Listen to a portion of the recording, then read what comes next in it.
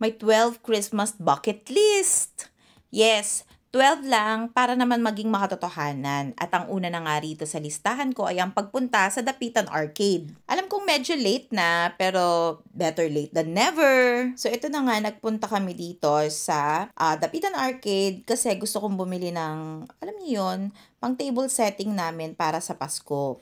Dahil first time namin na sa bahay magsi-celebrate. Yung as in, 4 lang kami at sabay-sabay kakain sa Christmas Eve. Simple lang naman yung gusto ko, hindi naman yung bonggang-bongga, as in minimalist lang. Hindi pa man ako nakakalayo dun sa place kung saan nagpark ang asawa ko, nakita ko itong garage sale na worth 50 pesos halos. Meron ding 100 at meron din silang 200 na set na rin naman na super affordable pa rin.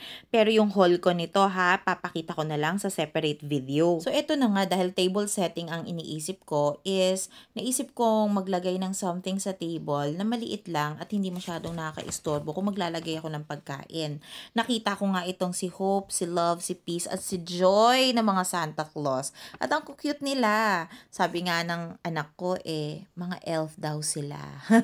Pero ang cute-cute talaga kaya binili ko na rin at 140 ko lang sila lahat nabili. Ay, 130 pala kasi napatawad ako ni ate. Tapos, next kong hinanap is yung table runner. Ang nahanap kong table runner is manipis lang na pwede ko siyang ilagay sa ilalim ng salamin ng aming lamesa. Ayan, so manipis. Medyo nahirapan ako dito, pero itong si ate ay napakatyagang hanapan ako at ang mura din, 350. Maganda ito at magagamit ko kahit hindi Christmas. Nakita ko rin itong wood decor na to na ang cute din at tingin ko magagamit ko pa rin pa-decorate doon sa aming dining area. So, yun na nga, 120 pesos lang to.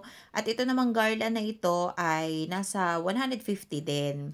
So, yun lang. Ang konti lang nang napamili ko. Pero at least, nakuha ko yung gusto kong bilhin. At, alam nyo ba na sobrang dami pa rin pang decor dito. So, kung kayo ay nasa rush pa rin ang pagde-decor ng bahay ninyo, why not? Punta na kayo dito at tumingin-tingin. Maraming pagpipilian, pang-decor sa bahay, pang table settings man yan, sa labas ng bahay, sa garden, or kung kayo ay team kahoy, marami din dyan.